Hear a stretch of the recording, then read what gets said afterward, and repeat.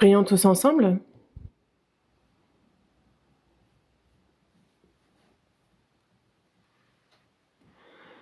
Dis notre Père, toi qui nous aimes, toi qui as sauvé nos âmes de la perdition éternelle, toi qui es miséricordieux, pour cette grande grâce, nous te remercions. À cette heure, nous qui avons reçu la rédemption par le précieux sang du Seigneur versé pour nous, sommes réunis devant toi, Seigneur, pour louer ta grâce, ta gloire, pour apprendre ta parole. Et nous te remercions de la communion sainte que tu nous permets d'avoir au sein de ton Église. À cette heure encore, Dieu, nous croyons en ce que tu es avec nous. Et tes regards sur chacun d'entre nous, que par ta puissance, par ta main puissante, tu nous soutiennes. Que nos faiblesses soient comblées. Accorde la grâce qui convient à chacun d'entre nous. Tes églises dans toute la Corée, dans le monde entier, malgré les difficultés, il y a les frères et sœurs, tous ces frères et sœurs qui gardent la foi, qui prêchent ta parole, malgré les difficultés. Soutiens-les toujours plus. Et que malgré les souffrances, ils puissent avec courage prêcher ton évangile et que les nombreuses âmes qui ne sont pas encore sauvées puissent être guidées devant toi. Que l'œuvre du salut, ton œuvre puisse grandement s'accomplir. Aide-nous pour cela. En ton temps, tu nous donnes la parole dont nous avons besoin, tu nous enseignes la voie qu'il nous convient de suivre. Seigneur, à cette heure encore, fais-nous connaître qui nous devons être et qu'est-ce qu'il nous convient de faire à travers ta parole. Enseigne-nous, par ta main puissante, soutiens-nous. Et que le temps qu'il nous reste à vivre dans la chair, ce temps que tu nous accordes, que nous ne le passions pas en vain, mais que nous poursuivions ta volonté sainte, que ce soit pour ta gloire, Seigneur, que nous puissions vivre. Guide-nous pour cela. À cette heure, nous confions toutes choses dans les mains du Saint-Esprit et nous avons prié en le Seigneur Jésus. Amen.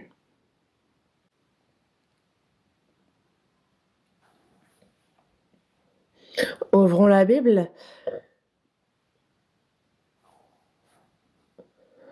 Jacques, chapitre 4.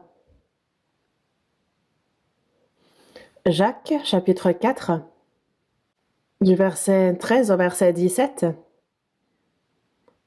Jacques, chapitre 4, du verset 13 au verset 17. À vous maintenant qui dites, aujourd'hui ou demain, nous irons dans telle ville, nous y passerons une année, nous trafiquerons et nous gagnerons. Vous qui ne savez pas ce qui arrivera demain, car qu'est-ce que votre vie? Vous êtes une vapeur qui paraît pour un peu de temps et qui ensuite disparaît. Vous devriez dire, au contraire, si Dieu le veut, nous vivrons et nous ferons ceci ou cela. Mais maintenant, vous vous glorifiez dans vos pensées orgueilleuses. C'est donc ces choses mauvaises que de se glorifier de la sorte. Celui donc qui sait faire ce qui est bien et qui ne le fait pas commet un péché. Jusqu'ici?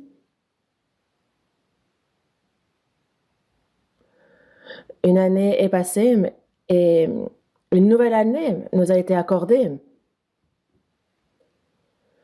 Lors de la retraite d'hiver, parmi ce dont je vous ai parlé, il y avait la plus grande mission confiée aux chrétiens, la mission dans le monde entier.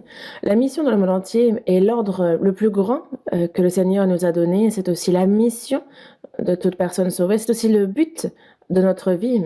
Je vous en parlais.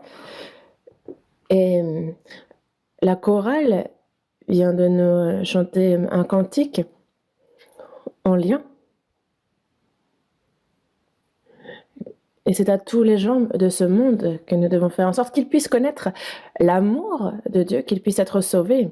Nous prions, nous prêchons cet évangile. Et cela, Ce n'est pas seulement en parole, ce n'est pas seulement notre vœu, mais en réalité, c'est le plus grand but de notre vie et c'est un ordre clair et précis du Seigneur pour nous. Dieu aussi, il n'a pas fait que nous aimer en parole, il a manifesté son amour parce que nous n'aurions pu être sauvés s'il ne l'avait pas manifesté. Dieu a tant aimé le monde. Et on voit ensuite son amour. Il a donné son Fils unique. Il exprime ici son amour. Dans la première épître de Jean, chapitre 4, verset 19, il est dit que pour nous, nous l'aimons parce qu'il nous a aimés le premier.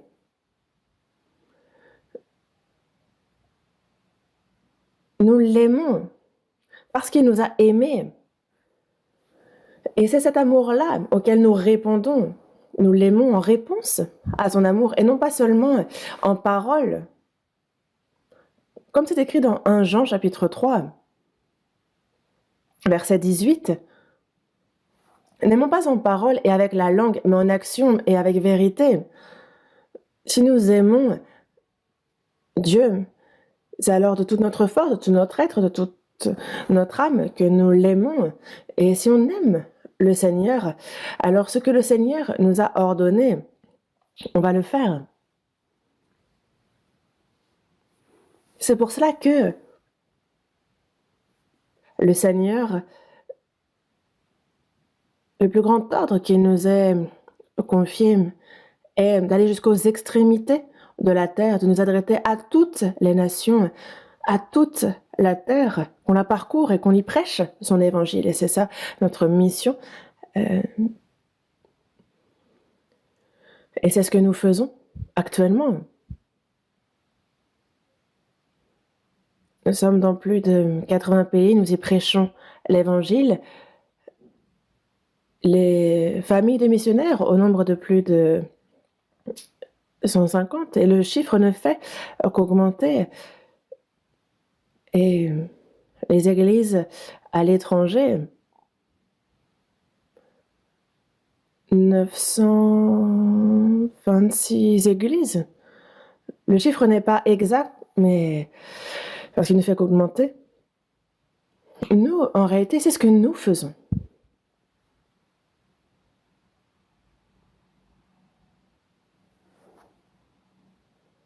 La mission dans le monde, de tout notre cœur, de toute notre force. Et ensuite, c'est quoi le slogan? C'est l'année de la mission dans le monde entier. C'est tout notre corps, toute notre force que nous consacrons à la mission. Et c'est tout le monde. Donc cela veut bien dire que, sans exception, tout le monde doit participer à cette mission. Prier pour cela. Aller vers les païens, leur prêcher l'évangile. Et si l'on ne peut pas, il y a nos proches. Beaucoup doivent être sauvés. Nous avons beaucoup de personnes à évangéliser. Mais si nous feignons de ne pas le savoir, alors c'est un peu comme si quelqu'un est en train de mourir et que nous passons outre. Parce que celui qui sait ce qui est bien mais qui ne le fait pas commet un péché. Et le plus grand bien que l'on puisse faire est de sauver les âmes qui périssent. Et si l'on ne le fait pas, tout en sachant ce qu'il nous faut faire, aux yeux de Dieu, cela devient un péché. Et c'est pour cela que, à partir de demain, nous avons le premier séminaire biblique de cette année. Et c'est tous ensemble, de toute notre force, de tout notre cœur, dans la prière, que nous évangélisons et nous faisons tout pour que les âmes viennent écouter. C'est à ça qu'il nous faut nous consacrer et je demande à chacun de participer. Aujourd'hui, la parole que j'aimerais vous adresser, c'est que nous commençons une nouvelle année, nous avons de nouveaux projets, non pas seulement pour l'année présente, mais pour les 10 prochaines années, pour toute notre vie, se peut qu'on ait de tels projets. Les projets de l'homme et les desseins de Dieu. J'ai donc intitulé ce sermon « Les projets de l'homme et le dessein de Dieu ». Dans les versets que nous avons lus, dans Jacques, chapitre 4, verset 13, il est dit « À vous maintenant, qui dites, aujourd'hui ou demain, nous irons dans telle ville, nous y passerons une année, nous trafiquerons et nous gagnerons. À vous maintenant. »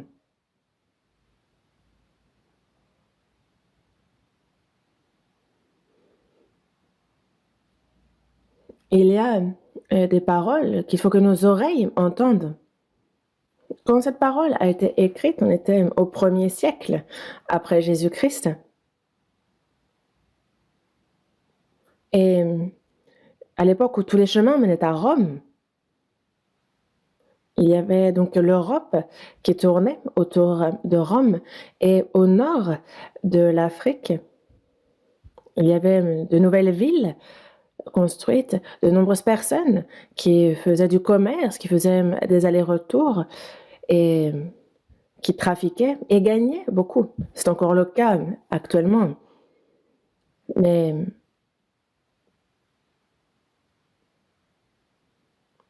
les chrétiens sauvés aussi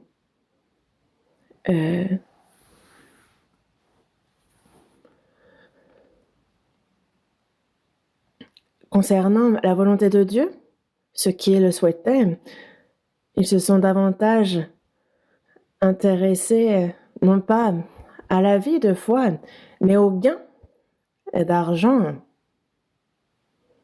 Ils étaient zélés et nombreux à être zélés pour ces choses. Même parmi les chrétiens. Et c'est parce que c'est arrivé même parmi les chrétiens, ici on a ces versets qui interpellent. Et c'est encore le cas maintenant.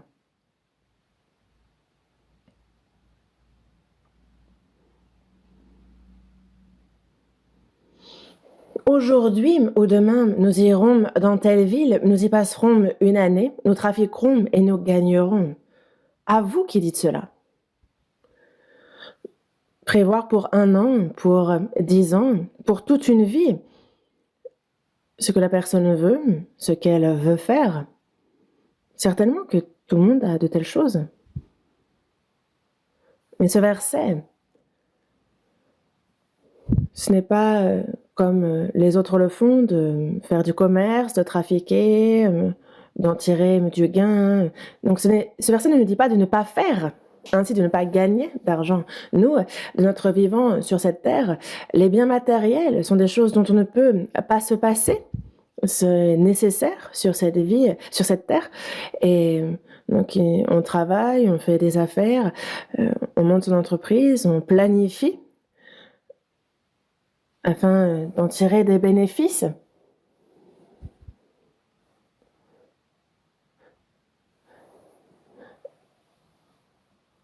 Et le fait de vouloir posséder n'est pas, ces choses-là n'est pas un mal en soi, ces choses nous sont nécessaires, mais la question fondamentale est, est-ce pour assouvir nos propres projets ou pour assouvir les desseins de Dieu? Et ça, il faut y réfléchir sérieusement. Les chrétiens aussi font des affaires, gagnent de l'argent. Ils doivent le faire. Mais cela, c'est un des moyens de vivre. Mais cela ne peut devenir le but d'une vie. C'est un moyen pour un but. Le moyen est là pour le but. Mais si ce moyen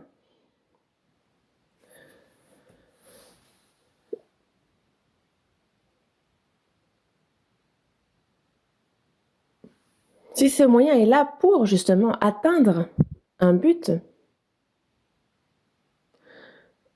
ça va. Mais si c'est l'inverse, si ce moyen devient le but pour le chrétien, alors devant Dieu, c'est un péché. C'est pour cela que les chrétiens,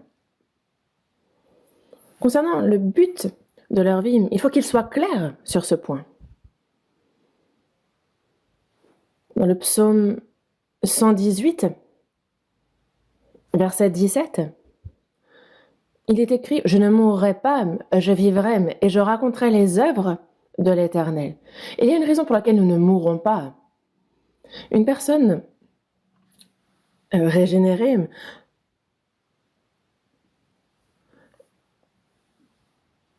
il est bon qu'elle meure et qu'elle aille tout de suite voir le Père.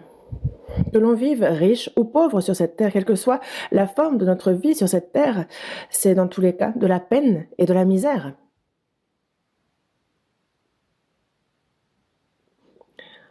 Jésus, lorsqu'il fut crucifié, il y avait à ses deux côtés deux bandits. L'un a insulté, s'est moqué de Jésus jusqu'au bout, puis il est mort. Et son âme a dû tomber en enfer. L'autre bandit, lui, a entendu la voix de Jésus qui priait pour le salut des pécheurs. Et il s'est rendu compte que Jésus ne mourrait pas pour ses péchés, mais qu'il était là pour mourir à la place des pécheurs, pour le pardon de leurs péchés. Et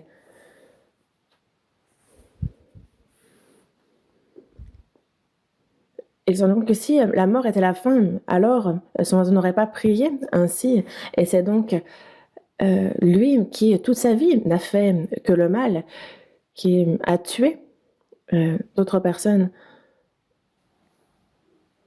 Il a bien vu que s'il mourait, alors il connaîtrait la perdition. Et donc tout d'un coup, il a pris peur. Et c'est pour cela que l'un des deux bandits dit à l'autre, dit, mais comment peux-tu ne toujours pas craindre Dieu? Lui est sans péché. Et tout d'un coup, il a tenu de tels propos. Et il s'adresse et demande alors au Seigneur, Seigneur Jésus, lorsque souviens-toi de moi quand tu viendras dans ton règne. Vraiment, il n'a fait que pécher toute sa vie. De nos jours, on pourrait dire qu'il n'a jamais été à l'église, qu'il n'a jamais prié devant Dieu. Il n'a fait que le mal, bien plus que le bien. Et juste avant de mourir, il demande à Jésus, souviens-toi de moi quand tu viendras dans ton règne. Demander ça, c'est vraiment être sans gêne, c'est oser, ça ne correspond pas au bon sens. Mais il n'avait d'autre choix que de tenir ce propos.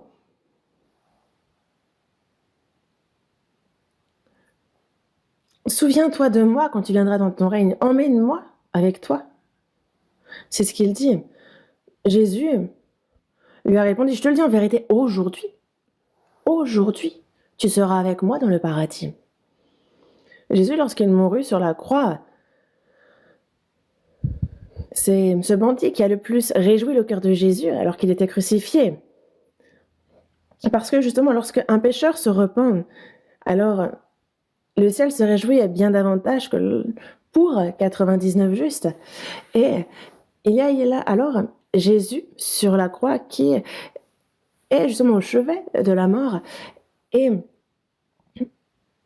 il y a ce bandit qui le prie de se souvenir de lui quand il rentre dans le royaume. Et il lui dit, je te le dis en vérité, aujourd'hui tu seras avec moi dans le paradis. Il est le premier sauvé.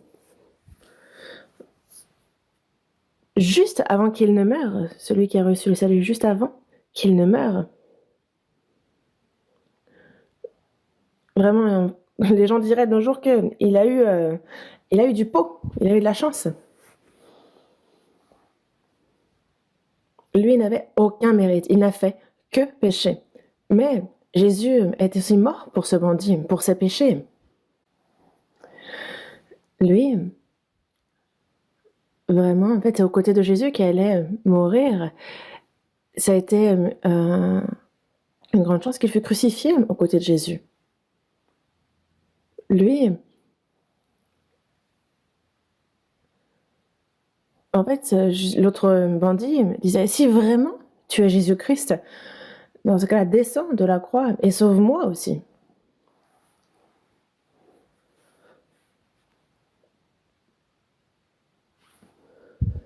que Jésus descende de la croix et qu'ils lui disent aussi de descendre. Et ce bandit-là n'avait en tête que la chair. Il était encore attaché, il avait encore des regrets concernant sa chair. Est-ce que vous pensez que il peut recevoir ce que Jésus dit? Et toutes choses dans ce monde ne sont que peine et misère. Qu'on soit riche, il y a des soucis de riches, des souffrances. Et en tant que pauvre, il y a aussi souffrance et peine en tant que pauvre. Et tout cela prendra fin d'ici peu. Une personne sauvée aussi, on a l'impression qu'elle vit pour elle, mais il vaut bien mieux pour elle qu'elle aille au plus vite retrouver le Seigneur, car sa peine, sa misère prend fin. Et c'est la vie éternelle dans laquelle elle entre, dans la gloire éternelle. Mais pourquoi est-ce qu'il laisse les sauver sur cette terre?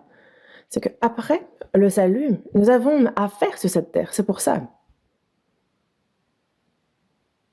Et c'est pour cela que le reste de notre vie, à quoi allons-nous le passer? Nous planifions, nous prévoyons des choses, mais il faut s'interroger, sont-ce des choses pour moi ou selon la volonté, pour le dessein de Dieu? Il faut qu'on observe ça froidement, qu'on médite ça. Dans Jacques, chapitre 4, verset 14, il est dit, vous prévoyez pour une année, mais vous ne savez pas ce qui arrivera demain, car qu'est-ce que votre vie? Vous êtes une vapeur qui paraît pour un peu de temps et qui ensuite disparaît. Notre vie, bon, qu'on vive 80 ans, qu'on vive 100 ans, elle passe. Ça passe. Et justement, on est une vapeur qui paraît pour un peu de temps, qui disparaît. On se promène comme une ombre, on s'agite vainement, on amasse et on ne sait qui recueillera. David conquiert les pays alentours. Il est le plus grand des rois. C'est ce qu'il est devenu. Mais comment a-t-il prié Dieu? Dans le psaume 39, verset 5. Éternel, dis-moi quel est le terme de ma vie, quelle est la mesure de mes jours, que je sache combien je suis fragile. Dis-moi quel est le terme de ma vie.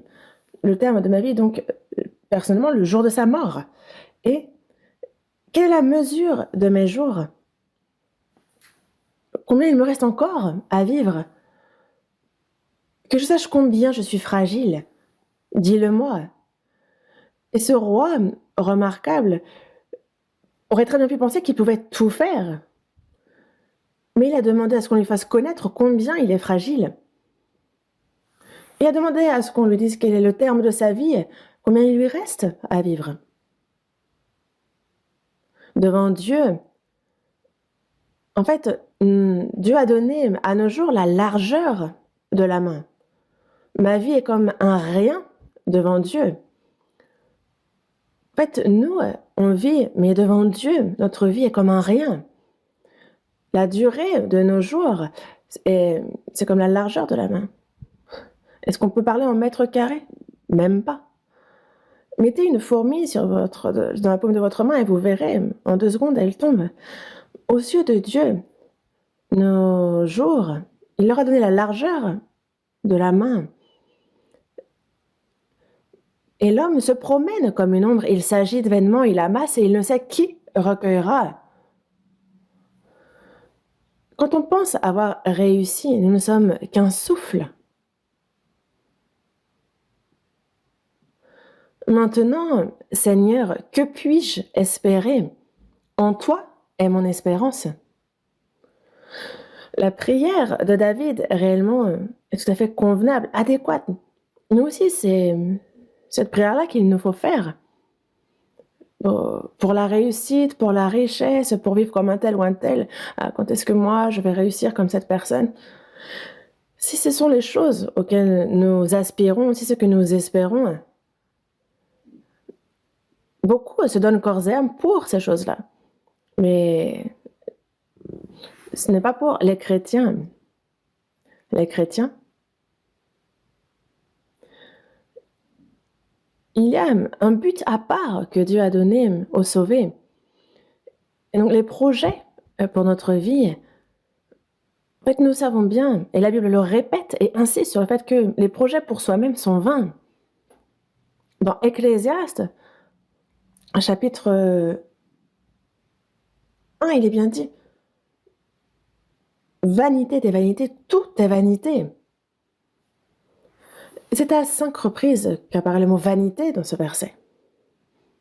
Sous le soleil, faites toute la peine, tous les efforts de l'homme. Pourquoi est-ce? Tout est vanité. Quand on lit Ecclésiaste, le mot vanité apparaît, mais à maintes reprises. Les projets de l'homme sont vains, il nous le dit. Car qu'est-ce que votre vie? Vous êtes une vapeur qui paraît pour un peu de temps et qui ensuite disparaît. Comme une illusion. Un peu comme un rêve d'un instant, que ce soit un rêve ou un cauchemar, quand on se réveille, c'est terminé. C'est donc pour cela, dans Ecclésiaste, chapitre 2, verset 2 aussi,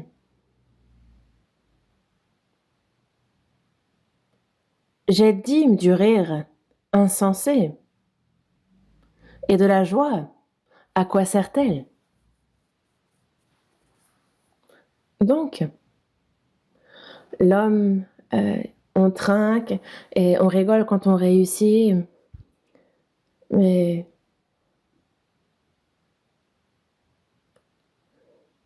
c'est comme le bruit des épines sous la chaudière, ainsi est le rire des insensés. C'est encore là une vanité.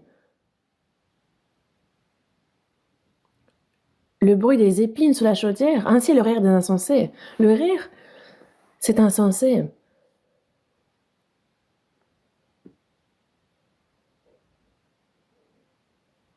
Je crois que c'était à Massan, j'étais en voiture, et il y avait un rond-point. Et donc, au milieu de ce rond-point, il y avait un stand, je passe en voiture, et normalement, on ne monte pas sur le rond-point, mais il y avait une femme qui est habillée traditionnellement, était en train de faire tourner sa serviette, son mouchoir. Je me suis dit, ah, elle est folle. Mais elle vivait sa meilleure vie. Et donc, Salomon a dit du rire insensé et de la joie, à quoi sert-elle? Des pécheurs qui, dans peu de temps, vont mourir et qui ne savent même pas où ils vont finir et qui dansent comme s'ils dansaient sur leur propre tombe. Et c'est pour cela que toutes choses dans ce monde sont des choses temporaires qui passent et disparaissent. Ça, il faut le savoir. C'est momentané. Donc, toutes ces choses qui apparaissent pour un temps et qui disparaissent, est-ce que nous pouvons aimer ces choses-là?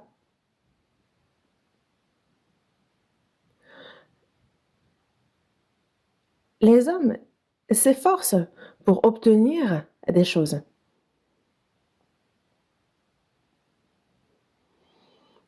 Et ce que l'homme projette, il ne sait même pas si cela va se produire ou pas. C'est incertain. Et même si cela se produit, c'est quelque chose qui est réussi pour un temps et puis qui disparaît. C'est momentané.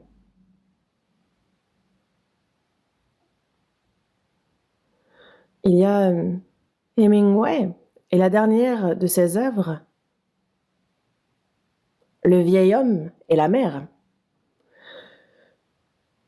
Il y a un court-métrage que j'ai vu.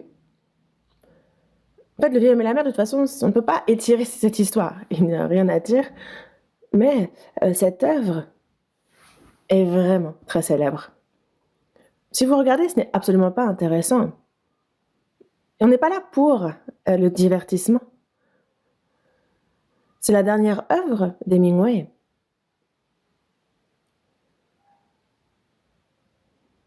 Et donc, il y a un vieil homme qui vit seul en bord de mer. Et ce vieil homme a un vœu. Ce vœu depuis toute sa vie, il a eu ce même vœu, attraper un gros poisson. Une grosse prise une fois dans sa vie. Et avec cette grosse prise qu'il pourrait revendre très cher, il pourrait donc recevoir une grosse somme d'argent. C'était son vœu, son souhait, une grosse prise. Mais il prend un tout petit bateau et il avance loin, loin dans la mer. Et là, il y a son filet qui attrape un grand poisson. Et il se bat avec ce poisson qui cherche à s'enfuir, à s'échapper. Et donc le vieil homme se donne pour ce poisson et il arrive sur le rivage, complètement exténué. Et en fait, il y a des requins qui ont déjà croqué dans sa prise. Et justement, en fait, il frappait la tête des requins avec sa canne et il n'a cessé de se battre. Et c'est pour cela que tous les efforts, toute la peine qu'il se donne en mer, il s'en sort et il arrive sur le rivage, mais il ne reste que la tête de ce poisson. Et le vieil homme, exténué, rentre chez lui et s'effondre. Et c'est la fin.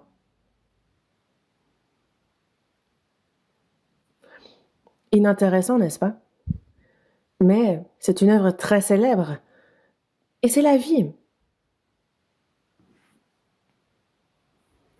Ce vieux pêcheur avait un souhait, une grande prise.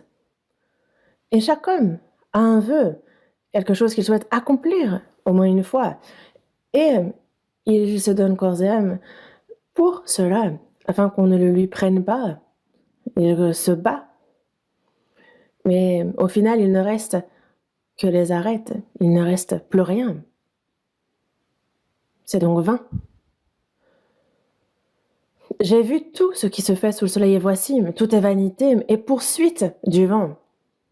Donc pour son travail, il n'emporte rien qu'on puisse prendre dans nos mains. Et vraiment, le mot vanité apparaît dans la Bible à plusieurs reprises. Et l'homme, c'est par tous les moyens possibles qu'il s'efforce justement d'obtenir quelque chose. Et même s'il l'obtient, peu de temps après, il ne reste plus rien. Ça, c'est la vie. Et il est bon de comprendre ça au plus vite. Mais la Bible nous en parle constamment. Mais les hommes, concernant ce qui est vain, ils sont diligents, ils se battent et ils sont occupés à ce qui est vain. Ils se donnent tout entier. Ils s'agitent vainement, ils amassent, mais ils ne savent qui recueillera. Une personne complètement farfelue peut venir et tout prendre. Maintenant, Seigneur, que puis-je espérer en toi et mon espérance? Donc notre espérance à nous n'est pas dans ces choses.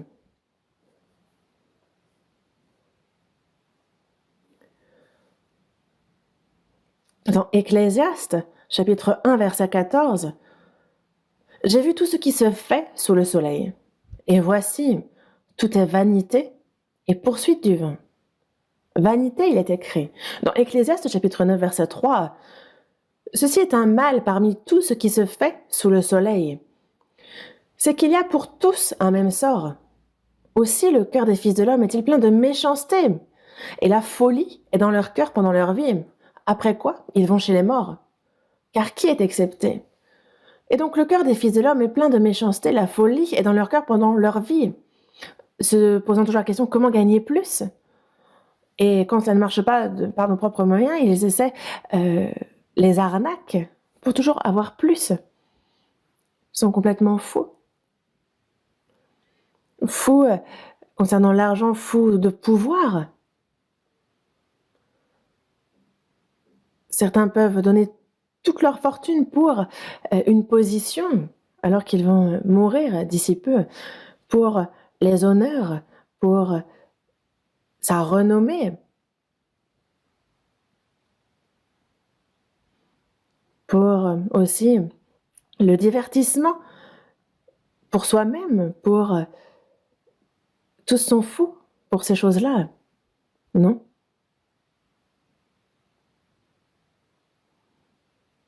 La folie est dans leur cœur pendant leur vie, après quoi ils vont chez les morts. C'est vraiment misérable.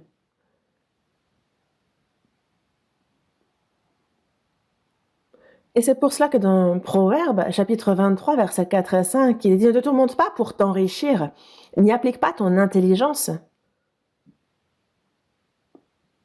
Parce que veux-tu poursuivre du regard ce qui va disparaître? Parce que la richesse se fait des ailes et comme l'aigle, elle prend son vol vers les cieux. Peu de temps et elle prend son envol. Veux-tu poursuivre du regard ce qui va disparaître? Ce qui est vain de nous, vers quoi est-ce qu'il faut tourner le regard? Qu'est-ce qu'il nous faut poursuivre du regard? Si nous vivons pour le Seigneur, si c'est vraiment tout pour sa gloire. Nous, tout ce que nous pouvons faire sur cette terre, c'est pour que la volonté de Dieu s'accomplisse. Il faut que ce soit pour sa gloire.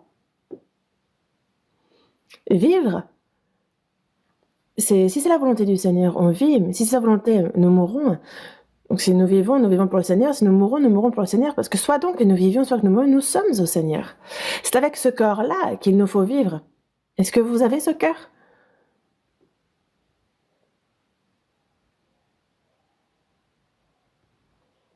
Dans Luc, chapitre 12, verset 15, Jésus dit: « Gardez-vous avec soin de toute avarice. »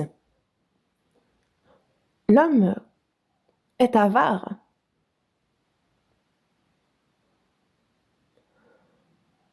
Gardez-vous avec soin de toute avarice, car la vie d'un homme ne dépend pas de ses biens, fût-il dans l'abondance. La vie d'un homme sur cette terre, son système de valeurs, son but, ça ne dépend pas de ses biens. Non, non, non. Pourquoi poursuivre du regard ce qui va disparaître? Les chrétiens, comme les gens de ce monde, s'ils ont le même cœur, alors c'est sans se préoccuper de la volonté de Dieu, de ces desseins qu'ils vont vivre et commettre des péchés. Dans le psaume 2, il est dit, dans le psaume 2, verset 1, « Pourquoi ce tumulte parmi les nations, ces vaines pensées parmi les peuples ?» Parce que les nations, en fait, se disputent les unes avec les autres. Il y a des querelles.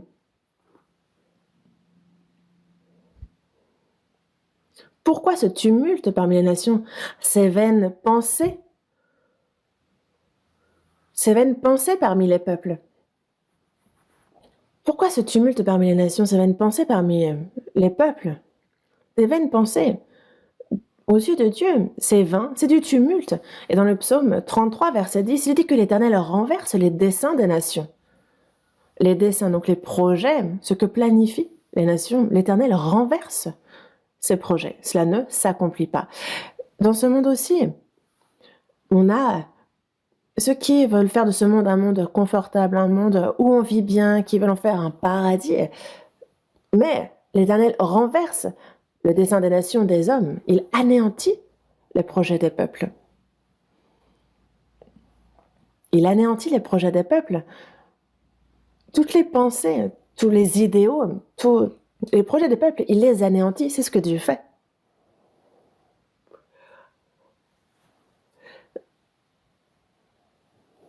Parce qu'il y a c'est seulement, justement, le dessein de l'Éternel qui s'accomplit et qui demeure de siècle en siècle. Et dans Ecclésiaste, chapitre 3, verset 1, il est bien dit que il y a un temps pour tout, un temps pour toute chose sous les cieux. Il y a justement l'histoire un temps d'histoire fixé par Dieu et il y a un but qu'il souhaite accomplir durant ce laps de temps. Donc il y a un temps pour tout, un temps pour toute chose sous les cieux, un temps pour tout objectif qu'il a fixé sous les cieux. Mais l'homme, sans connaître le temps de Dieu, sans connaître sa volonté, ils cherchent à accomplir leurs desseins, leur propre projet, leur propre plan. Et ça, c'est insensé. Ce sont vraiment des hommes misérables. Dans l'Ecclésiaste, chapitre 3, verset 14, il est bien dit « J'ai reconnu que tout ce que Dieu fait durera toujours. » Dieu ne fait pas de choses vaines. Ses desseins sont éternels. Et ce qu'il fait durera toujours. Il y a un temps, une période à travers laquelle il accomplit ses plans. Mais les hommes, eux, sont diligents pour les choses vaines. Ils se disputent, ils se querellent. Mais dans ce laps de temps, il y a le but de Dieu qui, lui, s'accomplit sans faute. Et tout ce que Dieu fait durera toujours. Ce que Dieu fait durera toujours, comme il nous l'a dit. Mais les hommes ne le savent pas. Et c'est seulement pour les choses vaines. C'est à cela qu'ils s'attachent, qu'ils font une fixette dessus. C'est vrai. Ça, nous, chrétiens, il nous faut le savoir à l'avance. Et non pas comme les gens de ce monde, fixer nos regards sur les choses vaines et être complètement fous pour ces choses et consacrer toute notre vigueur et ne pas même connaître la volonté, le plan, les desseins de Dieu. Est-ce que c'est ça, la vie du chrétien? Non. Comme la femme au bord du puits, il m'a sauvé des choses si vaines de ce monde. Il y a un cantique comme ça, n'est-ce pas? Il y a des millions de personnes dans ce monde qui suivent les plaisirs de ce monde. Donc ce n'est pas seulement la femme au bord du puits, mais il y a de nombreuses personnes qui erraient, qui poursuivaient les vanités parmi les vanités.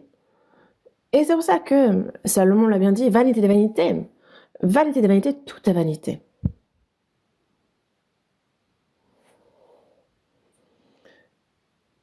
Et nous vivons dans ce monde pour des choses qui ne sont pas vaines. Il y a l'histoire de l'humanité et toutes choses au sein de cette histoire sont là pour la volonté, pour les desseins de Dieu, ça, c'est certain. C'est pour ça que dans la Genèse, chapitre 1, verset 27, Dieu créa toutes choses et en dernier, il créa l'homme à son image, il le créa à l'image de Dieu. Il a tout créé pour l'homme. L'homme est là pour Dieu, pour son plan, pour son dessein, pour son but. Il y a un but pour l'homme. Et ça, ce n'est pas rien. Dieu a planifié. Et il y a ce plan qu'il souhaite accomplir à travers l'homme. Et c'est pour ça que dans Matthieu, chapitre 6, verset 10, il est dit « Priez ainsi, que ton règne vienne, que ta volonté soit faite sur la terre comme au ciel. » Cette volonté qui est déjà fixée.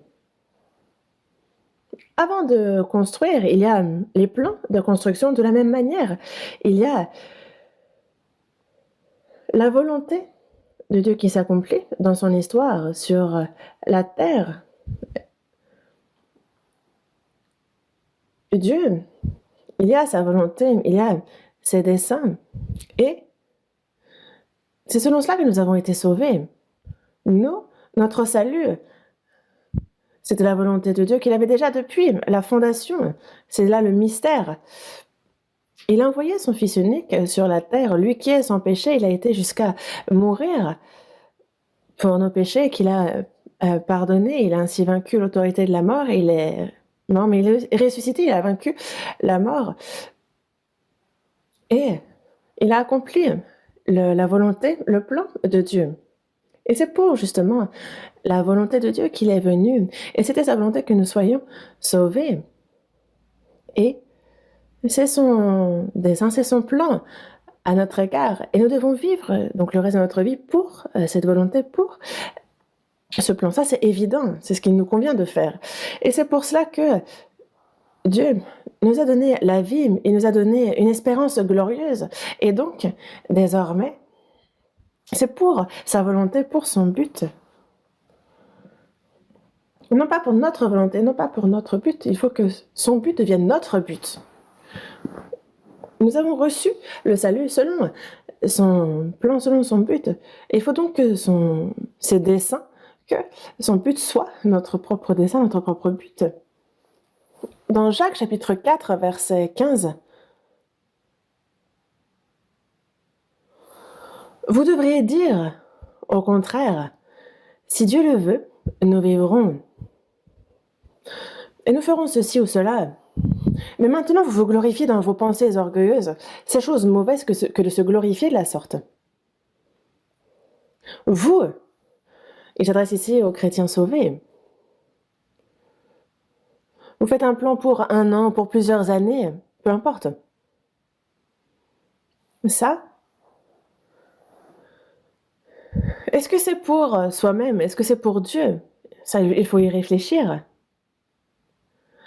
Est-ce que comme les gens de ce monde, on va gagner de l'argent et réfléchir à quoi en faire? Vous vous glorifiez dans vos pensées orgueilleuses. Une personne sauvée, elle vit pour le Seigneur, elle meurt pour le Seigneur. Si c'est la volonté de Dieu, elle fait ceci ou cela. Donc si Dieu le veut, nous vivons et nous faisons ceci ou cela. Si c'est sa volonté, on fait cela. Si ce n'est pas sa volonté, on ne le fait pas. Mais maintenant, vous vous glorifiez dans vos pensées orgueilleuses.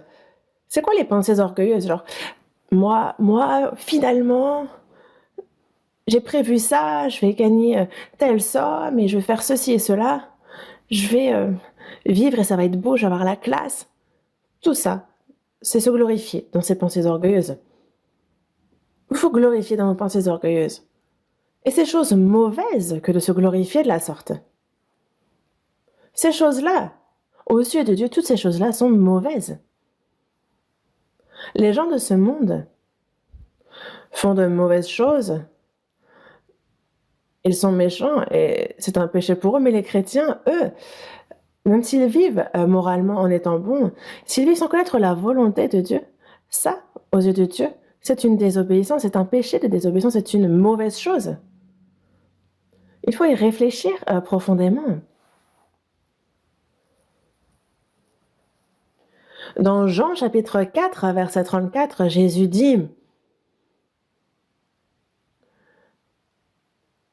alors qu'il passe le désert en Samarie, en pleine journée, alors qu'il est sous les rayons accablants du soleil, il est fatigué, il a soif, il est alors très fatigué. Les disciples sont partis au village pour prendre à manger. Ils ramènent cette nourriture et disent, Maître, mangez. Mais Jésus leur dit, ma nourriture est de faire la volonté de celui qui m'a envoyé et d'accomplir son œuvre. Et les disciples sont surpris, ils se disent, mais quelqu'un lui a apporté à manger? Non, personne. Il a été voir la Samaritaine, il lui a demandé de l'eau, elle ne lui en a même pas donné. D'ailleurs, elle est partie, elle a laissé sa cruche et est partie au village. Donc, il n'a rien pris, ni à manger ni à boire. Mais Jésus leur dit, ma nourriture est de faire la volonté de celui qui m'a envoyé et d'accomplir son œuvre. Jésus, alors qu'il était extrêmement fatigué, qu'il avait soif et qu'il était exténué, c'est alors que, plutôt que de demander la nourriture charnelle, il dit qu'il a une nourriture à part pour son esprit, que cette nourriture est de faire la volonté de celui qui l'a envoyé et d'accomplir son œuvre. Il dit, c'est cela ma nourriture.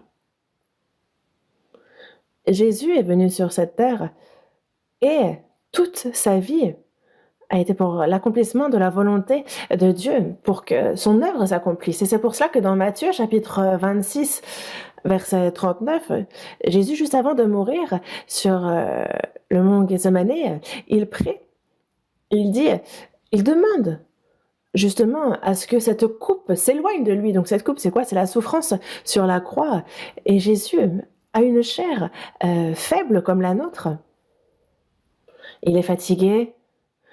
Lorsqu'il verse des larmes, lorsque la situation est triste, et lorsqu'il est extrêmement fatigué, alors lorsqu'il traverse le lac de Galilée, il y a ses disciples qui traversent aussi, et lui est tellement fatigué, en fait, il s'endort, il dort dans la barque. Imaginez à quel point il devait être fatigué. Jésus a eu faim, soif. Il avait honte lorsqu'il était justement moqué. Il ressent la même souffrance que nous, lui qui est sans péché, il a été condamné à mort. Il a porté sa croix, il a été crucifié, il a été traîné jusqu'à Golgotha. Il a été frappé à plusieurs reprises, il était nu et il a fallu qu'il meure. La chair ne le voulait pas. Et c'est pour cela qu'il a dit, s'il est possible que cette coupe s'éloigne de moi, que se passe-t-il si cette coupe s'éloigne de lui? Comment est-ce que la volonté du ciel s'accomplit alors? Comment est-ce que nous aurions pu être sauvés? Toutefois, non pas ce que je veux, mais ce que tu veux. Et ensuite, il y a Jésus qui dit, toutefois, non pas ce que je veux, mais ce que tu veux. Que ce soit la volonté du Père qui soit faite. Et si c'est la volonté du Père que je meure. Et c'est à 3 reprises qu'il a prié ainsi. Et cette prière-là, c'était juste avant d'être crucifié. Et imaginez combien cela a dû être difficile d'en arriver à dire Amen à cette prière. Il a tellement prié avec ardeur que il semblait y avoir même du sang dans ses gouttes de sueur. Au point qu'on voit comme du sang dans ses gouttes de sueur, tellement il a prié ardemment. Et donc Jésus s'est résolu à se soumettre à la volonté du Père. Toutefois, non pas ce que je veux, mais ce que tu veux, que sa volonté soit faite. Et c'est parce qu'il a fait ainsi que nous sommes sauvés. Il a ainsi pardonné nos péchés, il a brisé l'autorité de la mort. Et c'est à travers ça que nous avons été sauvés.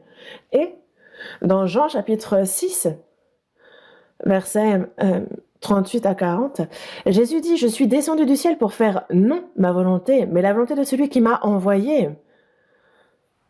Or, la volonté de celui qui m'a envoyé, c'est que je ne perde rien de tout ce qu'il m'a donné, mais que je le ressuscite au dernier jour. La volonté de mon Père, c'est que quiconque voit le Fils et croit en lui ait la vie éternelle, et je le ressusciterai au dernier jour. Jésus est venu non pas pour sa volonté, mais pour la volonté de celui qui l'a envoyé, et pour accomplir la volonté de Dieu qui l'a envoyé.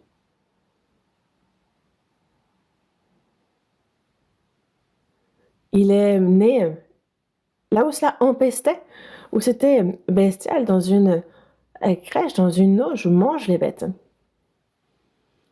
Et il a passé 30 ans comme fils pauvre d'un menuisier partout où il allait durant 3 ans et demi. Il a tellement souffert et à la fin, le peuple d'Israël, élu de Dieu, l'a tué. Les soldats romains l'ont frappé de leurs mains, l'ont blessé par leurs verges et l'ont à maintes reprises insulté. Mais il s'est chargé de tout cela, il est mort sur la croix.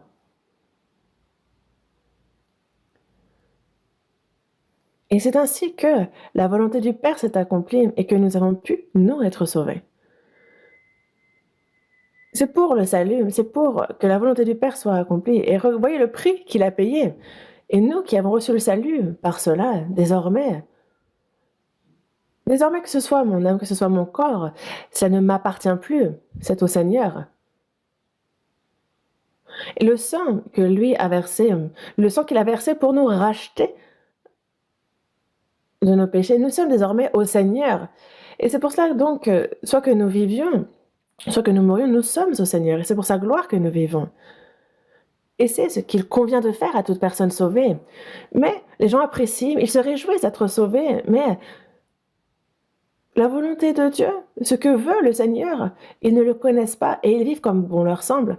Est-ce que c'est possible ça pour un chrétien?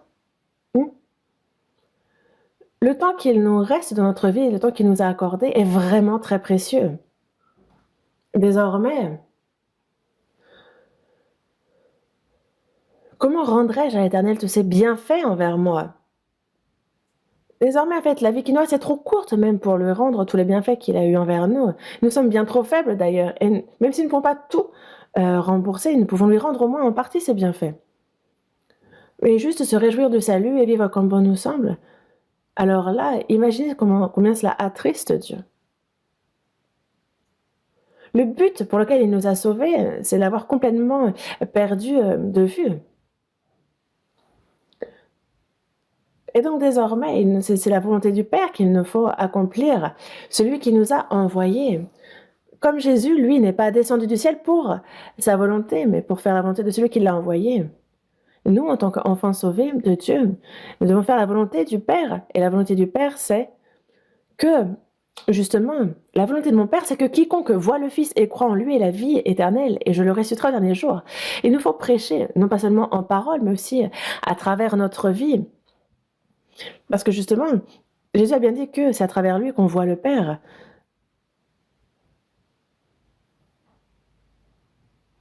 Et c'est comme l'apôtre Paul qui est sur la route pour Damas, s'est agenouillé à la vue de Jésus. Et c'est ensuite toute sa vie qui a rendu témoignage à Christ. Dans Galates chapitre 6, il dit bien porter les marques de Jésus. Il a participé aux souffrances de Jésus. Et donc la vie de Jésus s'est manifestée dans l'apôtre Paul. Et il nous dit donc, soyez mes imitateurs comme je le suis moi-même de Christ. En quoi il a été imitateur? Jésus, justement, n'a vécu que pour la volonté du Père. Il a été jusqu'à mourir pour cela. Et c'est en cela qu'il est imitateur de Christ. Et qu'il faut que nous aussi, nous soyons imitateurs de Christ, imitateurs de l'apôtre Paul. Que l'on suive la volonté de Dieu.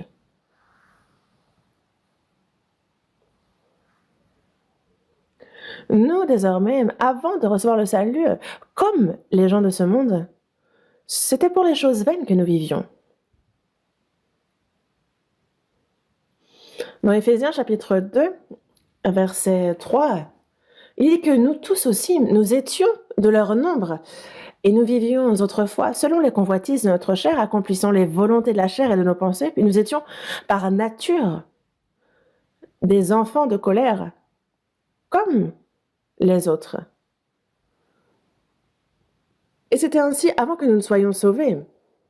Mais désormais, nous qui sommes sauvés durant le reste de notre vie, désormais nous ne vivons plus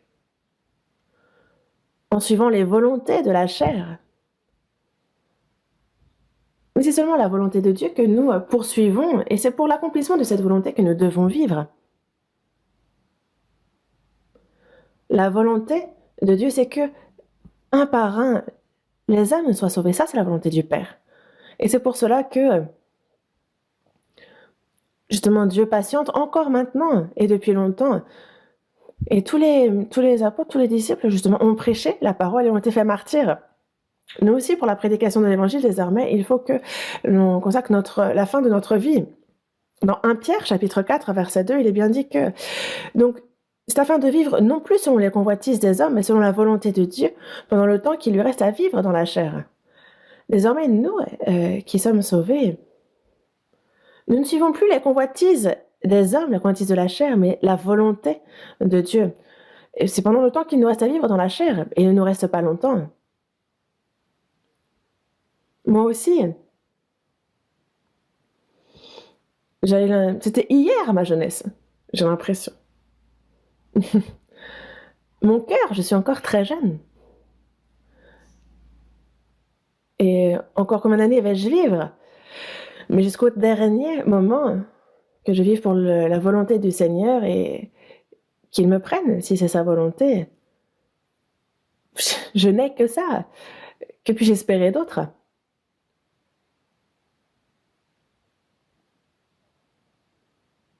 C'est pour cela que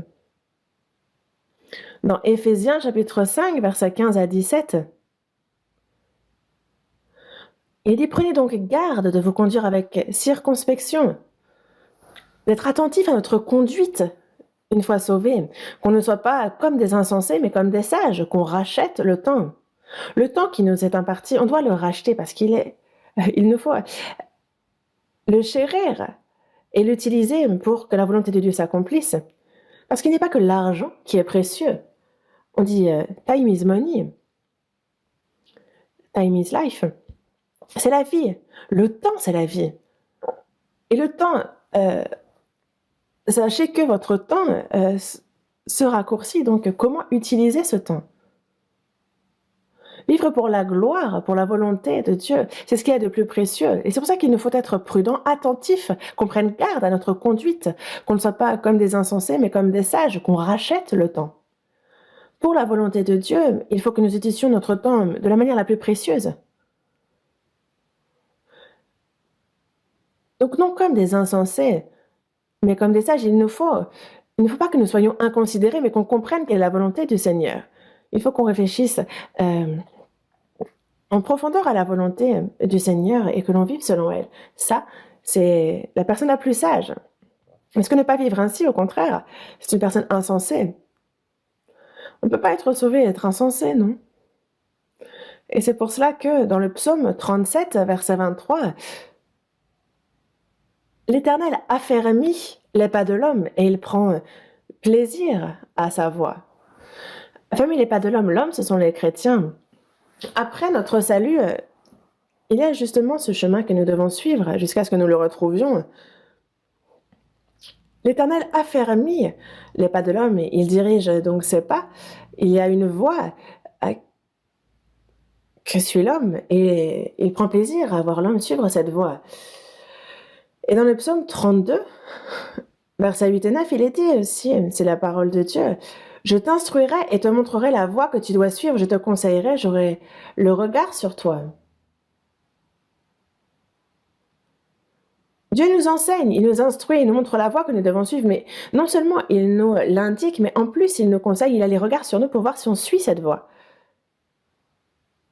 Dieu, il a le regard sur toute notre vie. Et vous le saviez? Encore maintenant, Dieu ouvre grand les yeux et il nous regarde.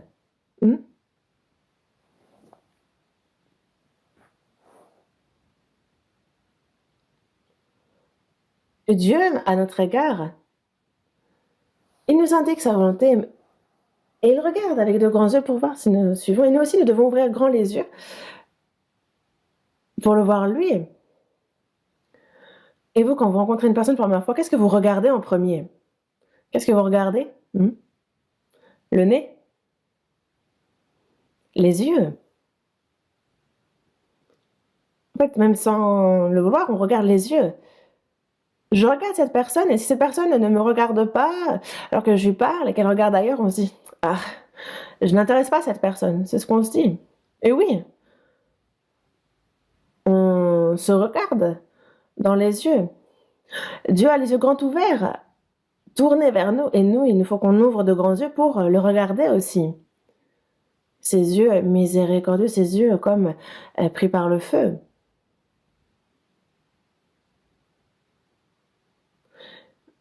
Je t'instruirai et te montrerai la voie que tu dois suivre. Il nous conseille et il a les regards sur nous. Il regarde. Il nous conseille, il nous dit « Oh, pourquoi tu vas par là? Il faut aller par là. » En fait, pour toute chose, une à une, en fait, il nous conseille. J'aurai le regard sur toi. Donc ne soyez pas comme un cheval ou un mulet sans intelligence. On les bride avec un frein et un mors dont on les pare. Et c'est afin qu'ils ne s'approchent point de toi. Les animaux, par exemple le cheval, on lui met un mors, n'est-ce pas? Et c'est en fer. Et il y a ce mors en fer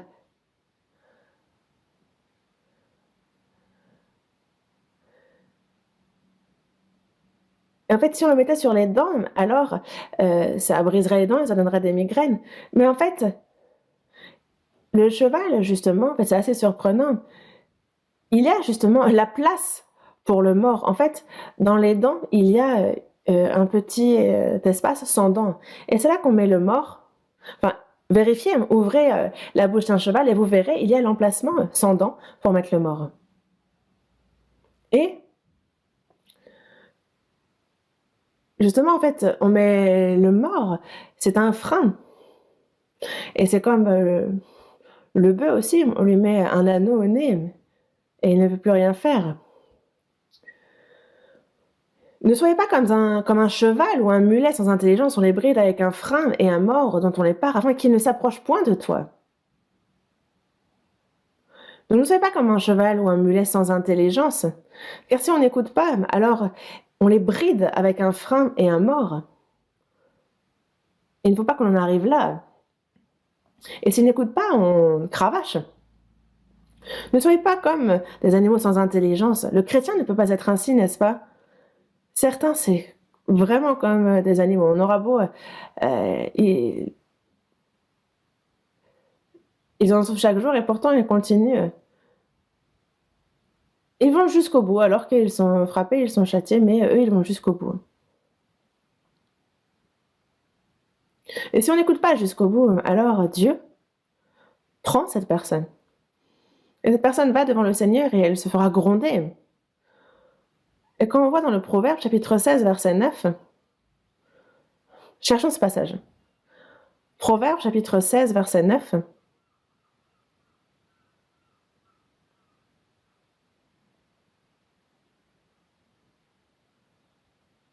Proverbe, chapitre 16, verset 9.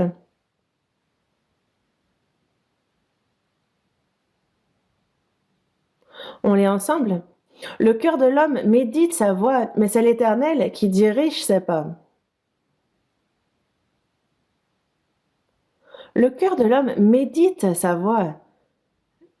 Mais oui, l'homme peut préparer, planifier sa voie, mais il aura beau planifier. C'est l'Éternel qui dirige ses pas. Je ne marche pas comme bon me semble.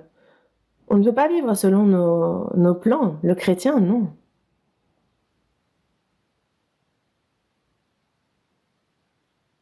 Il y a l'Éternel qui dirige ses pas dans la voie qu'il trace. Il faut suivre cette voie. Proverbe 19, verset 21, on cherche aussi ce passage. Proverbe 19, verset 21. On lit ensemble encore. Il y a dans le cœur de l'homme beaucoup de projets, mais c'est le dessein de l'Éternel qui s'accomplit. Il y a dans le cœur de l'homme beaucoup de projets, mais c'est le dessein de l'Éternel qui s'accomplit.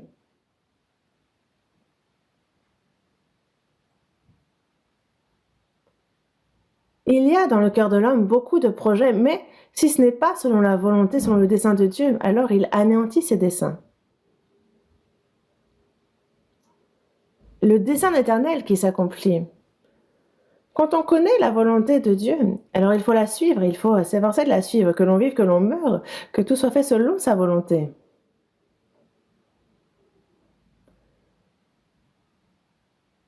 Jésus aussi est venu pour que la volonté de celui qui l'a envoyé s'accomplisse. Et il est mort selon sa volonté, il est ressuscité selon sa volonté, il est monté aux cieux selon la volonté du Père aussi. Il reviendra selon sa volonté également. Nous, quoi que nous fassions, il faut qu'on le fasse selon la volonté de Dieu, que l'on vive ainsi selon cette volonté. Il faut le vouloir ardemment. Dieu, à travers la vie des chrétiens, il accomplit sa volonté, il souhaite l'accomplir. Mais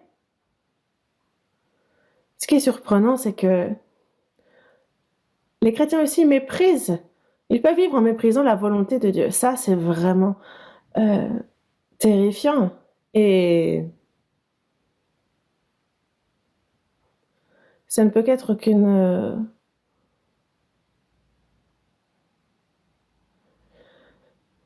c'est une grande contradiction un peu. Quand on voit justement les efforts qu'une personne se donne pour vivre selon la volonté du Seigneur, en fait, on peut voir à travers ça justement aussi le vrai du faux chrétien. Et dans Job chapitre 23, verset 10, il sait néanmoins quelle voie j'ai suivie. Et s'il m'éprouvait, je sortirais pur comme l'or. C'est lui qui fixe la voie que je suis. Il connaît cette voie-là. Il m'éprouve. Donc sur le chemin que nous empruntons, Joseph, lui, était sans péché. Il a été vendu par ses grands frères et il a été vendu comme esclave en Égypte alors qu'il était serviteur dans la maison de Potiphar. C'est injustement qu'il a été emprisonné. Et dans le psaume dit bien, que la parole de l'Éternel éprouva Job. Cette parole l'a éprouvé. Et une fois que le temps de ce test est terminé, on sort la personne de ces épreuves. Et on l'a vu pour Joseph, il est sorti gouverneur d'Égypte. Le roi l'a même dit, il n'y a que le trône qui me sépare, il n'y a que le trône qui nous différencie. Tu es aussi élevé que moi. Pour en arriver là, Joseph a été éprouvé. Et sachez que Dieu nous éprouve aussi. Après qu'il ait sorti le peuple d'Israël d'Égypte, est-ce qu'ils étaient dans la tranquillité? Non. Ils ont dû traverser le désert de Canaan, ils y ont passé 40 ans. Mais dans la journée, il y avait la nuit, dans la nuit, il y avait la colonne de feu. Il les nourrissait par la manne et de rochers sortait l'eau qui les abreuvait. Leurs souliers ne se sont pas abîmés, leurs habits ne se sont pas déchirés. Il y a les souffrances, il y a les difficultés, et on est éprouvé. Il faut savoir que Dieu nous éprouve. Moi, je suis sauvée, je veux vivre selon la volonté de Dieu, mais pourquoi est-ce que je n'ai pas, pourquoi est-ce que j'ai de telles épreuves, de telles souffrances? C'est parce que quand il m'aura éprouvé, ensuite je sortirai pur comme l'or. L'or, en fait, il n'est pas comme ça dès le début. En fait, l'or en soi, au début, il y a beaucoup de scories. Mais on prend cet or-là et on le jette dans la fournaise. Et alors, tous les scories tombent. Et on fait ça à plusieurs reprises.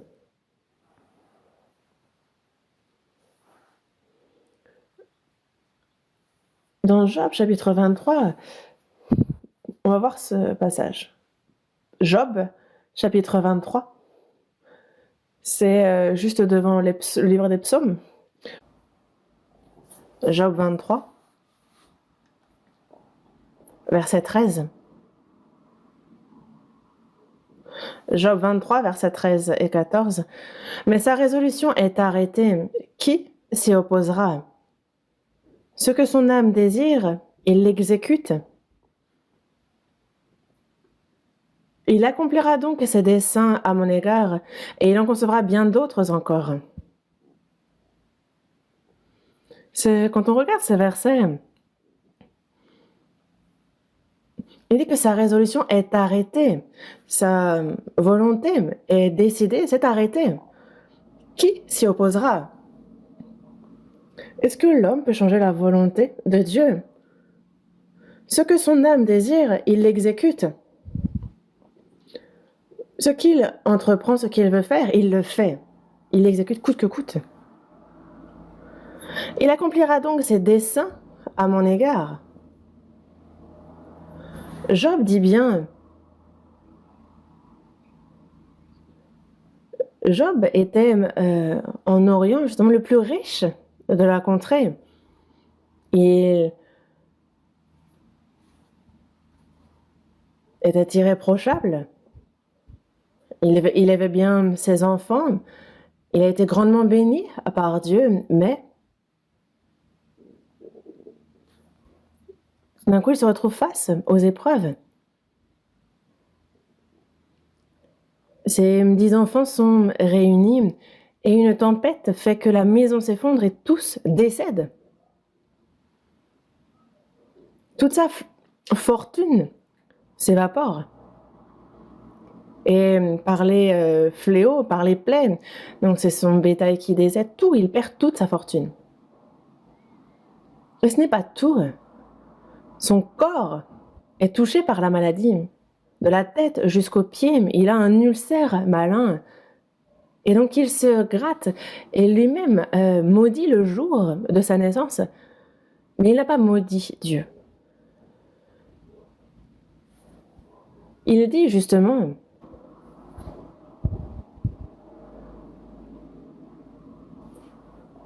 la femme de Job, justement, parce que Job dit, l'Éternel a donné, l'Éternel a ôté, que l'Éternel soit béni, mais sa femme lui dit, tu demeures ferme dans ton intégrité, maudis Dieu et meurs. Mais Job répond à sa femme, tu parles comme une femme insensée.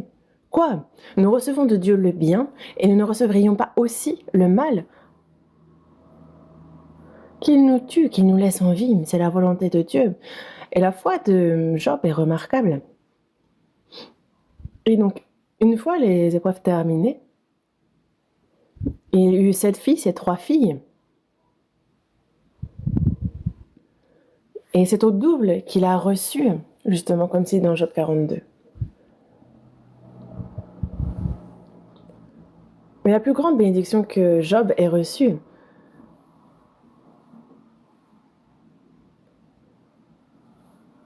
n'est pas le fait qu'il ait reçu au double, mais c'est justement cette gloire, cette récompense qu'il aura au ciel. Et donc,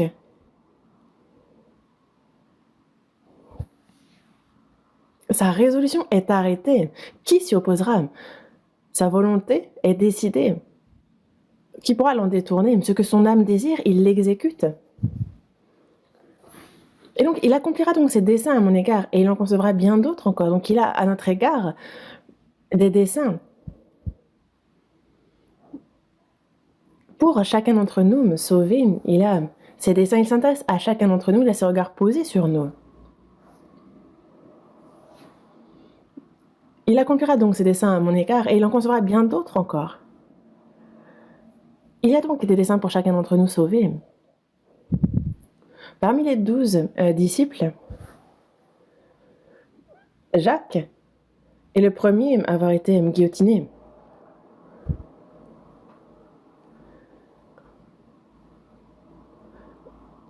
Jean, son petit frère, est celui qui est mort le plus tard. Il a été envoyé à Patmos, il a écrit Apocalypse, et ensuite il est mort.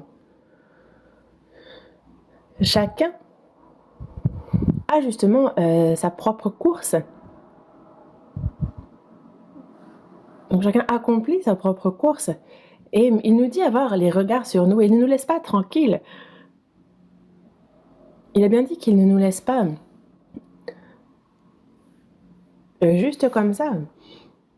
Donc il accomplira donc ses desseins à mon égard, et il en concevra bien d'autres encore. Et bien d'autres encore, donc il a beaucoup de desseins à notre égard. Et c'est pour cela que à chacun d'entre nous, il y a ce qu'il souhaite accomplir, ses desseins envers nous. Dans la première épître de Jean, chapitre 2, verset 17, le monde passe et sa convoitise aussi, mais celui qui fait la volonté de Dieu demeure éternellement. Ce verset-là, c'est donc aux États-Unis D.L. Moody, celui qui apprécie le plus la parole, c'est ce qui est écrit justement sur sa stèle. Celui qui fait la volonté de Dieu demeure éternellement. Et donc, nous, c'est pour peu de temps. Il ne faut pas qu'on laisse notre cœur être détourné par ces choses qui apparaissent pour peu de temps et disparaissent. Pensez-vous que le diable laisse tranquille ceux qui sont sauvés? Non, après notre salut, il fait en sorte que nous échouons dans notre vie de foi. En fait, il nous tente, il nous séduit. Et il ne faut pas se laisser tromper. C'est pour cela que tout ce qui est dans ce monde, il ne faut pas aimer ces choses-là, parce que tout ce qui est dans le monde, que ce soit la convoitise de la chair, la convoitise des yeux, l'orgueil de la vie, ce sont des choses qui ne sont pas de Dieu. Ce sont des choses qui passent. Le monde passe et sa convoitise aussi, mais celui qui fait la volonté de Dieu demeure éternellement. Seulement celui qui fait la volonté de Dieu demeure éternellement. Seulement. Il y a one way, c'est un chemin. Il n'y a qu'un seul chemin. Et c'est ce chemin-là qu'il nous faut prendre. Parfois, on prend la tangente, il nous frappe et on revient. Et il faut être sensible et justement revenir.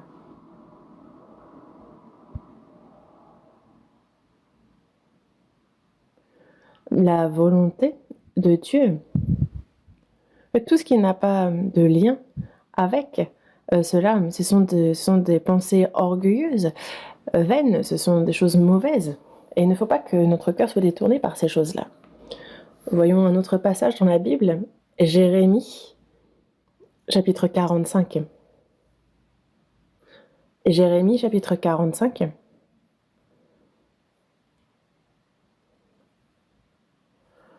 Jérémie chapitre 45, verset 5.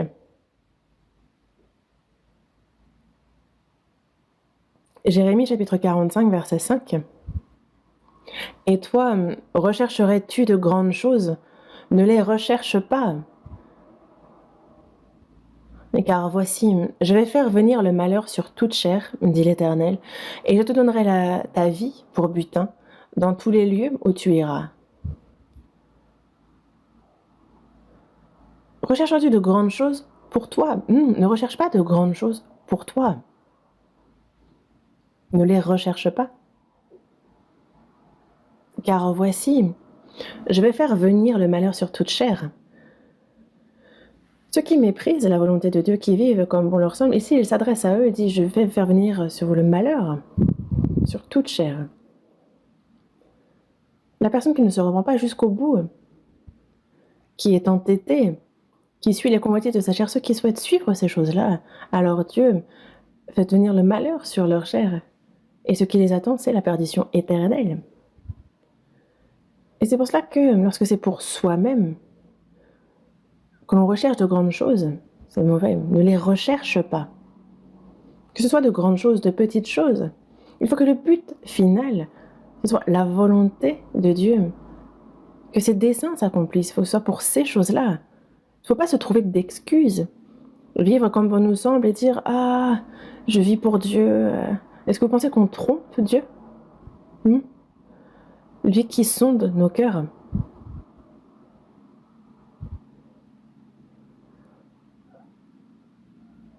Parce que le chrétien qui vit pour lui, pour ses projets, ses plans, pour les choses qui sont dans son cœur, fondamentalement, c'est de la désobéissance à Dieu. C'est un péché de désobéissance, non?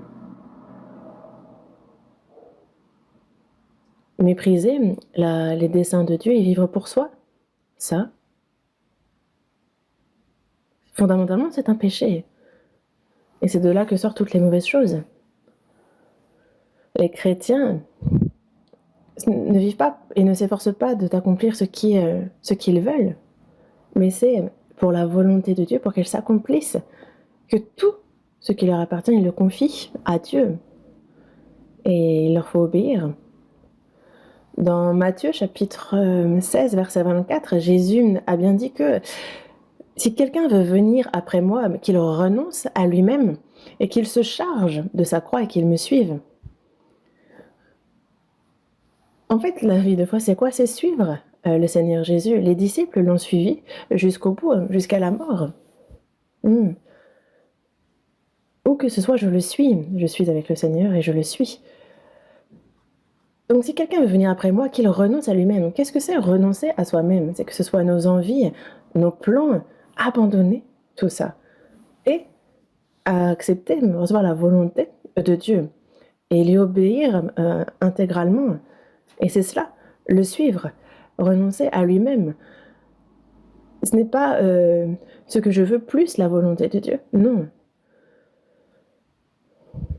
Non pas ce que je veux, mais ce qu'il veut, non. Dans Matthieu chapitre 26, verset 39, « Toutefois, non pas ce que je veux, mais ce que tu veux. » Non pas notre volonté, abandonner sa propre volonté et prendre la volonté de Dieu comme sa propre volonté. Considérer que c'est le but dans notre vie. Dans les Proverbes, chapitre 3, verset 6 à 7, il est dit « Reconnais-le dans toutes tes voies, et il aplanira tes sentiers. » Reconnais-le dans toutes tes voies. Ça, ce n'est pas selon sa pensée, planifier ceci, cela et aller de l'avant. Non, c'est en discuter avec Dieu. Père, Dieu, est-ce que c'est en accord avec ta volonté? Est-ce que tu es d'accord avec ce que je fais? Comment ferait-on si Jésus était là, maintenant, avec nous? En fait, c'est discuter avec lui. Reconnais-le dans toutes tes voies. Ceux qui sont intelligents, ceux qui sont célèbres, ce n'est pas eux qu'il faut consulter. Mais qu'est-ce que la prière? C'est justement ouvrir notre cœur et discuter avec Dieu. En discuter avec lui, reconnaître dans toutes tes voies. Il faut qu'il donne son accord à ce que nous faisons. Et c'est pour ça qu'il nous faut prier. Ne sois point sage à tes propres yeux. Parce qu'il y a le plan, il y a le dessein de Dieu. Mais ceux qui recherchent leur propre sagesse plutôt que celle de Dieu, ceux qui s'imaginent être au-dessus des autres, qui disent « Ah, ma pensée, j'ai raison à 100%. » Ça, c'est être insensé. Alors qu'il faut le reconnaître dans toutes nos voies, discuter de tout avec lui. Même si on gagne peu,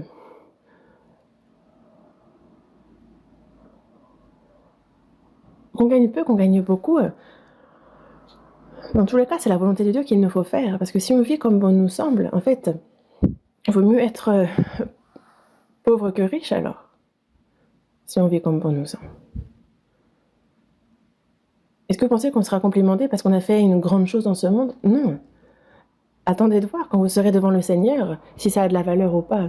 Parce que les comptes seront sévères.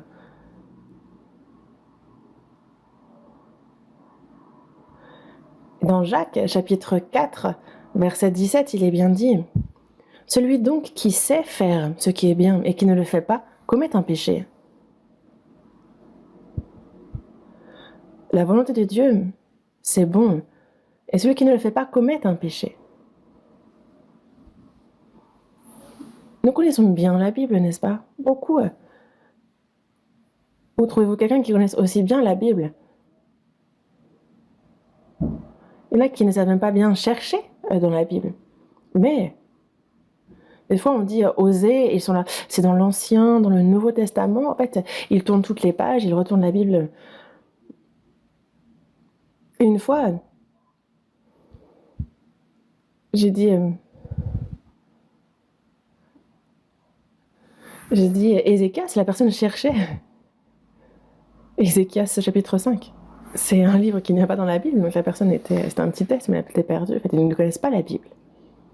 C'est pour cela que lorsqu'on connaît la volonté de Dieu, il faut la pratiquer.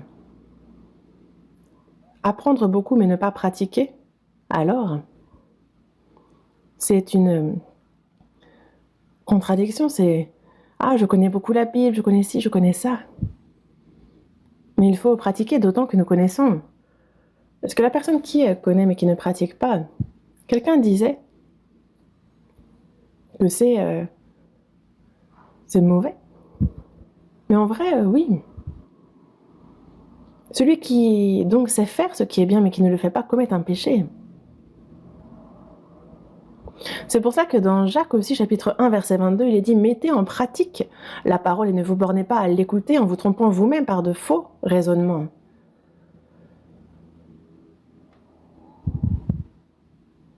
Cette loi parfaite, la parole de Dieu, ne pas être des auditeurs oubliés, ne pas se borner à l'écouter, mais pratiquer la parole. Parce qu'il y a justement celui qui aura plongé les regards dans la loi parfaite, la loi de la liberté, qui aura persévéré, n'étant pas un auditeur oublié, mais qui se met à l'œuvre. Celui-là sera heureux dans son activité. Et il y a ceux qui se coiffent, et sans miroir, on ne peut pas savoir si on est bien coiffé. Mais par exemple, on voit dans le miroir, et on voit, il faut se laver si la main a une tache. Mais il y a la personne qui regarde, qui voit, mais qui oublie. Non. Il y a ceux qui écoutent la parole et qui entendent, mais qui ne pratiquent pas. C'est comme la personne qui se regarde dans le miroir, qui voit la tache et qui ne fait rien. Ceux qui disent « Ah, il faut », ça dure 2 minutes, et puis après la personne oublie. Et après, la personne recommence à errer et à vivre comme bon lui semble. Nous, non seulement nous connaissons la volonté de Dieu, mais surtout, justement, on met en pratique la parole. Et c'est en ça que nous sommes heureux dans notre activité. Dans Romains chapitre 12, il est dit « Il faut que nous discernions quelle est la volonté de Dieu, ce qui est bon, agréable et parfait. » Ce qui est bon, agréable et parfait, c'est à travers l'étude de la Bible qu'on découvre ces choses-là. Et dans Hébreux chapitre 10, verset 36, vous avez besoin de persévérance afin qu'après avoir accompli la volonté de Dieu, vous obteniez ce qui vous est promis. Quoi qu'il arrive, supportez, être persévérant, afin qu'après avoir accompli la volonté de Dieu, nous puissions obtenir ce qui nous est promis. Même malgré les difficultés, les épreuves, persévérez jusqu'au bout. Celui qui fait ainsi, alors, on obtiendra ce qui nous a été promis. On l'aura. Dans Actes chapitre 13, verset 22, il y a Dieu qui dit avoir trouvé David, fils d'Isaïe, homme selon mon cœur, qui accomplira toutes mes volontés. Il cherche l'homme selon son cœur, il voit David et oh, c'est cet homme. Il accomplira toutes mes volontés. Et dans Actes chapitre 13, verset 36, quand on regarde ce verset, il est dit que « Or, David, après avoir en son temps servi au dessein de Dieu, est mort. » David, après avoir en son temps servi au dessein de Dieu, est mort. Certaines personnes vont vers un professeur célèbre et disent « Ah, mon père est décédé et j'aimerais que vous m'écriviez un mot pour mettre sur sa tombe. » Et la personne demande « Qu'est-ce que votre père a fait avant de mourir ?» Et on lui dit « Il n'a pas fait grand-chose en soi. » Dans ces cas-là, revient 3 jours après et on a écrit. Et il est dit sur la stèle, il est marqué « Il est né et il est mort. » Après avoir en son temps servi les saints de Dieu, est mort. Ça, c'est beau. Nous, désormais, en tant qu'enfants de Dieu, nous devons faire ce qu'on a à faire. À partir de demain, il y a le séminaire biblique qui commence. Et il faut que l'on continue à prier.